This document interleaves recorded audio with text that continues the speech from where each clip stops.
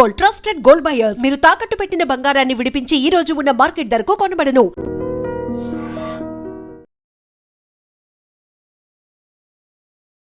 నమస్కారం, welcome to I dream. ధర్మ మార్గం విత్ విజిత కార్యక్రమానికి స్వాగతం.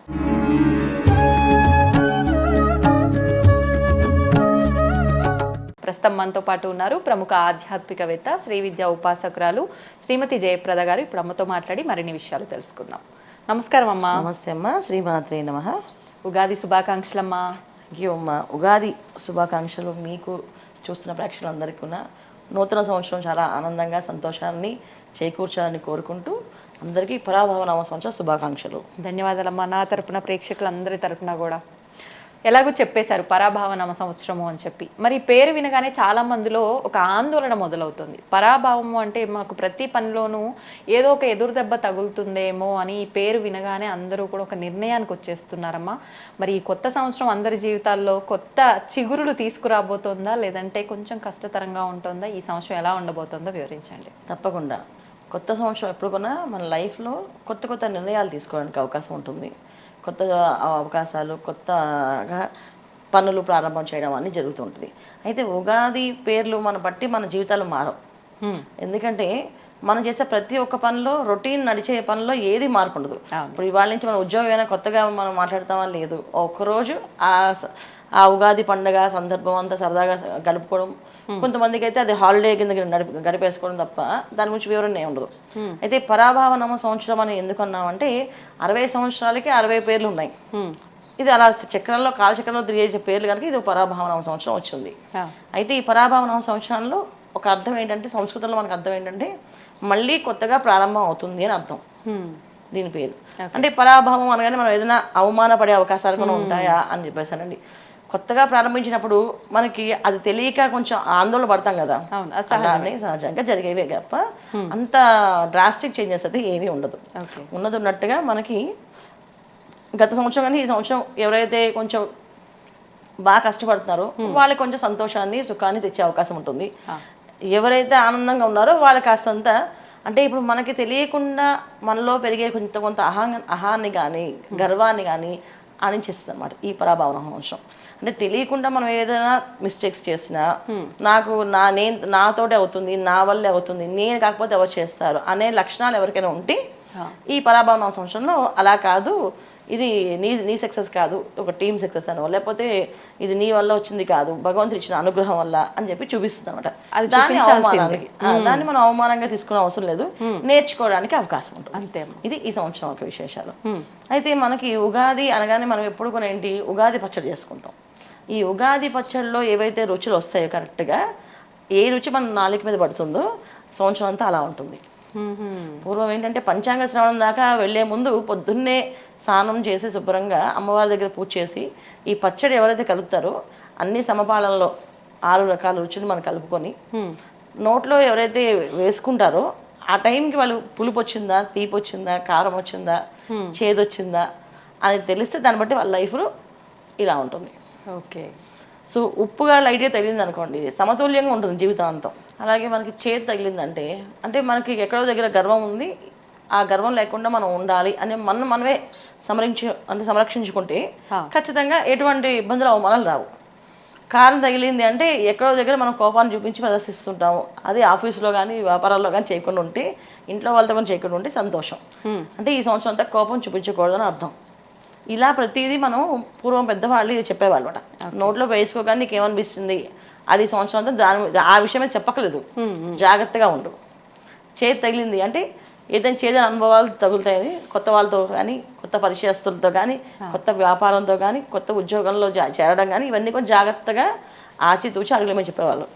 సో ఆ విషయాన్ని మనం బయట ఎక్స్ప్రెస్ చేయకుండా లోపలే తెలుసుకున్నాక దాని ప్రకారం ఈ సంవత్సరం ఇలా ఉంటుంది, నాకు నేను జాగ్రత్తగా ఉండాలి అనే ఉద్దేశంతో చేసుకుంటే ఈ ఉగాది పండుగ చాలా హ్యాపీగా, సంతోషంగా సంవత్సరం అంతా బాగుంటుంది. మరి పంచాంగ శ్రవణం వింటే అంటే సకల పాపాలు కూడా హరిస్తాయి అని అంటూ ఉంటారు. ఎందుకనమ్మా అంత విశిష్టత ఈ పంచాంగ శ్రవణానికి?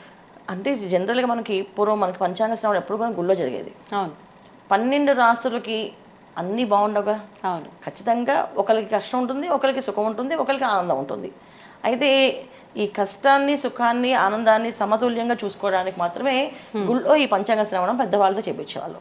సో పెద్దవాళ్ళు ఈ పంచాంగ శ్రవణం చదివినప్పుడు మీ రాశి వాళ్ళకి ఈ సంవత్సరం అంత అనుకూలంగా లేదు అని వాళ్ళు చెప్పితే అది ఎక్కడ చెప్తున్నారు? సాక్షాత్తు భగవంతుడి సన్నిధానంలో గుళ్ళో చెప్తున్నారు. అవును. అప్పుడు వెంటనే ఇదేమిటి నాయన, నా రాశికే బాధని చెప్తున్నారు, ఇన్ని కష్టాలు ఉంటాయి, ఇంత అవమానం ఉంటుందని చెప్తున్నారు కదా అని చెప్పేసి అంటే అది వినేది ఎవరు అక్కడ? గుళ్ళో కనుక వెంటనే వెళ్ళి భగవంతుడి దగ్గర నమస్కారం చేసి నా పరిస్థితి కొంచెం జాగ్రత్తగా చూడు స్వామి అని చెప్పి దండం పెట్టుకొని ఈ పంచాంగం ఎవరైతే చదువుతారో వాళ్ళ దగ్గరికి వెళ్ళి మీ చెప్పిన రాశి నాదేనండి, నన్ను కొంచెం ఆస్వాదించండి గట్టిగా అంటే ఏమీ కాదయ్యా బ్రహ్మాండంగా ఉంటుందని అని వాళ్ళ నోటితో ఒక మాట అంటే దాంట్లో ఉన్న ఏదైతే వీళ్ళకి ఆ పరిస్థితి ఉందో, విపరీతమైన పరిస్థితి ఉందో అది సమతుల్యంగా తగ్గుతుంది అనమాట పరిస్థితి. అందుకని గుళ్ళో ఈ పంచాంగ శ్రవణం చేసేవాళ్ళు గుళ్ళో విన్నప్పుడు ఏదైనా సరే అపశృతులు విన్నా, ఒకవేళ ఏదైనా దోషం అని విన్నా మనం అక్కడికక్కడ మనం భగవంతుడి దగ్గర వెళ్ళి అడుగుతాం కనుక. ఇప్పుడు జనరల్గా ఏంటంటే మన పెద్దవాళ్ళ అధికారుల దగ్గరికి వెళ్ళినప్పుడు నీకు ఇలా ఉందని నా బాస్ ముందు చెప్పినప్పుడు బాస్ దగ్గరికి వెళ్ళి నాకు ఇలా అంటారు మీరు కొంచెం నన్ను అనుగ్రహించండి బాస్ అని మనం బాస్ని అడిగామనుకోండి, ఖచ్చితంగా బాస్ ఏం చేస్తారు? ఎదురు కళ్ళ ముందే కనిపిస్తున్నారు కదా, అంత వద్దులే ఇక తగ్గించండి, అదేం చేయకండి అని చెప్పి తగ్గిస్తారు. ఏదైతే అనుభవించో భగవంతుడి సన్నిధానంలో జరగడం వల్ల ఎటువంటి దోషం ఉన్నా అక్కడ అది నివృత్తి అయిపోతుంది. అందువల్ల ఈ సంవత్సరంలో మీకు పెళ్లి కాదు అని ఎవరు అన్నా, లేదా పెళ్ళి అవుతుందని ఎవరైనా నోటితో అంటే వాళ్ళ తపశక్తితో వాళ్ళు వేసిన అక్షింతల వల్ల వివాహం అయ్యే అవకాశం ఉంటుంది వాళ్ళకి. అలాగే సంతాన భాగ్యం లేదని చెప్పారు అనుకోండి, సంతానం మాకు ఈ సంవత్సరం ఎలాగైనా సంతానం కలిగేలాగా అనుగ్రహించండి అని చెప్పి అని ఆస్వాదిస్తే ఆ దంపతులు ఇద్దరిని వీళ్ళు ఆస్వాదించారనుకోండి, ఖచ్చితంగా వాళ్ళకి సంతాన భాగ్యం కలుగుతుంది. అంటే మన తపస్సుని, మన సాధనని ఎప్పుడూ కొన్నా వృధా అవ్వదు. మనం ఏదైనా ఒక మాట చెప్తే ఆ మాట ఖచ్చితంగా వాళ్ళకి జరిగి తీరుతుంది. అయితే ఇక్కడ ఎలా అంటే ఈ కర్మస్థానాలు ఏవైతే మనకు ఉన్నాయో, అంటే మన ప్రారంధ కర్మలు ఏవైతే అనుభవిస్తామో ఈ ప్రారంధ కర్మల్లో ఇవాళ మనం ఒక మనిషితో మాట్లాడుతున్నాం అంటే ఆ మనిషికి మనకి ఏదో ఒక సంబంధం ఉంటుంది. సో ఆ మనిషికి కావాల్సిన పరిహారం ఏదైనా ఉంటే అది వీరు మాత్రమే తీర్చాలనే ఒక సంఘర్షణ ఉంటుందంట. అప్పుడు ఏంటంటే ఈ పెద్దవాళ్ళు పంచాంగపురం గుళ్ళోని చదివాలి. ఇప్పుడు అంటే మనం చాలా ఈ శాటిలైట్ ఛానల్ కానీ యూట్యూబ్ ఛానల్స్లో కానీ మనం చదువుతాం, కానీ ఖచ్చితంగా ఏంటంటే ఈ శ్రవణం ఎప్పుడు కూడా గుళ్ళోనే చేయాలి. ఒకవేళ ఎటువంటి దోషం ఉన్నప్పటికీ కూడా అది నివృత్తి అవుతుందని చెప్పేసి. సో ఇది చేయడం వల్లే వీళ్ళకి ఏంటంటే అది చేసేవాళ్ళు ఎవరు? రోజు నిత్య పారాయణ అనుష్ఠానం చేసుకునే వాళ్ళు మాత్రమే ఈ పంచాంగ శ్రవణం చదివేవాళ్ళు. ఎవరు పడితే వాళ్ళు చదివేవాళ్ళు కాదు. ఎందుకంటే వాళ్ళకి మాత్రమే ఏదున్నా ఏమి కాదయ్యా నీకు అని లాస్ట్లో చెప్పగలిగే శక్తి ఉండదు వాళ్ళకి. అదే. సో ఆ తపస్సు చేసుకునే వాళ్ళు మాత్రం, ఆ సాధన చేసే వాళ్ళు మాత్రమే ఉండేవాళ్ళు. ఇవాళ అందరూ చెప్తున్నారు, వింటున్నాం మనం అంతే. అది సో మనం విన్నప్పుడు ఏమంటే మనకి బాగాలేదు అని తెలిసినప్పుడు, బాగాలేదు అంటే దాన్ని జాగ్రత్తగా ఉండడం మంచిది. అవును, మనం ఎలాగైతే బాడీలో విటమిన్స్ మినరల్స్ తక్కువ అయ్యండి డాక్టర్స్ చెప్తే, ఏదైతే మనం విటమిన్స్ మినరల్స్ తీసుకొని మొదలుపెట్టి ఫుడ్ని కంట్రోల్లో పెట్టుకొని డైట్ ఎలా మెయింటైన్ చేస్తామో, ఈ సంవత్సరం మీరు రాసి వాళ్ళకి బాగాలేదు అంటే జాగ్రత్తగా ఉండండి, సరిపోతుంది. కాదు ఈ సంవత్సరం అంతా చేయాల్సిందంటే రామనామాన్ని ఎక్కువగా జపం చేయడం వల్ల చాలా చాలా బాగా కలిసి వస్తుంది. ఈ సంవత్సరం అంతా కూడా అందరూ చేయాల్సిందంటే రామనామాన్ని ఎక్కువ జపం చేస్తూ ఉంటే ఎటువంటి పరిస్థితులు నుంచి బయటపడతారు. శ్రీరామకోటి కానీ రామనామ జపం కానీ చేసుకుంటూ వెళ్ళడం వల్ల, లేకపోతే శ్రీరామ రక్ష స్తోత్ర పారాయణ ఉంటుంది, అది చదవడం వల్ల కూడా వీళ్ళకి చాలా వరకు వాళ్ళ ఇంట్లో ఏవైతే సమస్యలు ఉన్నాయో ఆ సమస్యలన్నీ బయటపడే అవకాశం ఉంటుంది.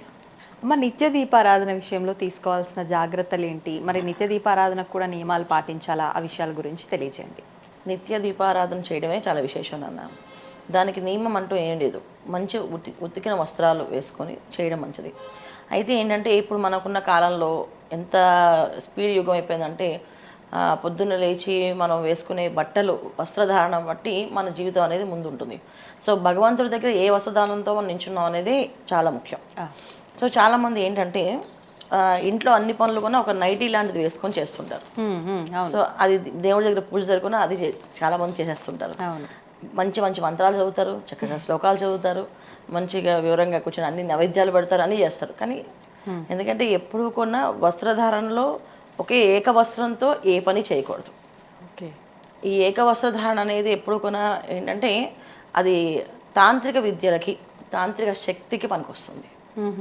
సో అందుకని చాలామంది తాంత్రిక శక్తులు ఉన్నప్పుడు, అందుకే పూర్వము మనకి బయటికి వెళ్ళినప్పుడు జుట్టు రబోసుకొని వెళ్ళొద్దు, జడ వేసుకొని వెళ్ళండి, ముడి కట్టుకొని వెళ్ళండి అని చెప్తూ ఉండేవారు. అవును. తర్వాత ఏ బట్టలు పడితే ఆ బట్టలు వేస్తే చున్నీ వేసుకొని వెళ్ళండి ఖచ్చితంగా అని చెప్పేసి. ఎందుకంటే తాంత్రిక శక్తిని ఎప్పుడు కూడా లాక్కునే శక్తి ఎనర్జీస్ ఉన్నాయి. అయితే వాటికి వివరంగా చెప్పడానికి ఇప్పుడు నాకు అంత సమయం సరిపోదు కానీ చెప్పను. కానీ కాకపోతే తాంత్రిక శక్తికి ఎక్కువగా అవి దోహదపడతాయి కనుక అవి వేసుకోకూడదు. వాటి పేర్లు కూడా రాత్రిపూట వేసుకునేవే కదా దాని పేరు. అవును. పగలపూట వేసుకునే పేరు పెట్టలే కదా. అప్పుడు రాత్రి పూట మాత్రమే వేసుకోవాలి, పగలపూట అవి వేసుకోకూడదు. దీపారాధన విషయంలో చాలా మందికి సందేహాలు. నువ్వుల నూనె, ఆవు నెయ్యి. అవును. సో నువ్వుల నూనెతో చేయడం వల్ల ఏంటంటే గ్రహ దోష నివారణ, అంటే నవగ్రహ శాంతి కోసం.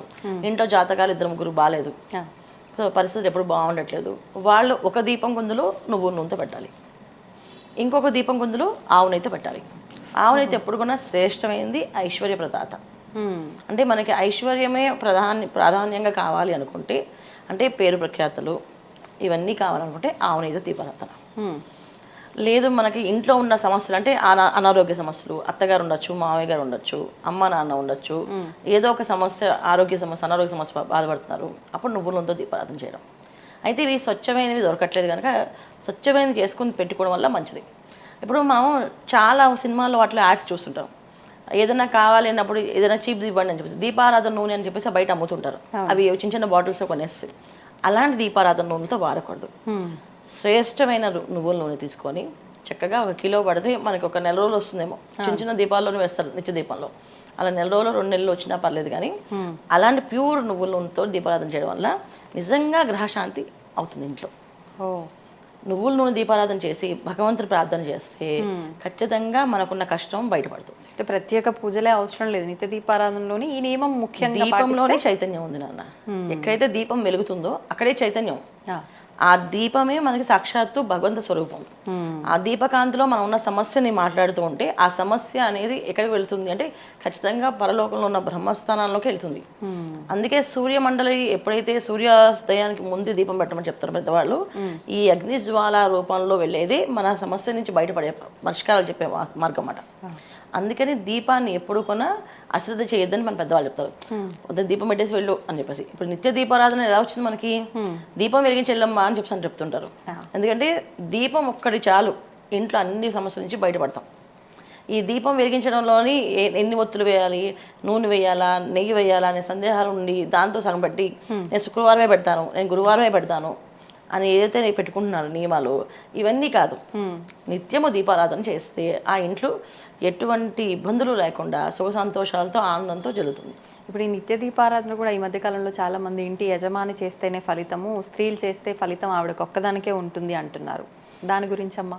అంటే ఇప్పుడు మనం మరీ చేతస్థాలు ఎక్కువై అనిపిస్తుంది. కానీ ఒక్కొక్కసారి ఏంటంటే మనం ఇంట్లో ఇప్పుడు మామూలుగా మీరు ఆలోచించండి, మీరు పెళ్లి చేసుకుని ఇంటికి వచ్చినప్పుడు దీపం ఎవరు పెట్టారు? అత్తగారింట్లో. పెళ్లి కూతురు వెలిగించలేదా? అంటే ఇంటికి దీపం ఇల్లాలని ఎవరు చెప్పారు మనకి? పెద్దలు చెప్తారుగా.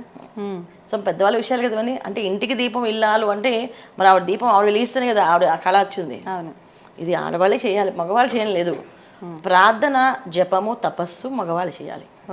అంటే తపస్సు ఏదైతే జపం చేస్తారో, ఇప్పుడు మంత్రాలు ఉంటాయి మనకి, మంత్ర అనుష్ఠానాలు ఉంటాయి.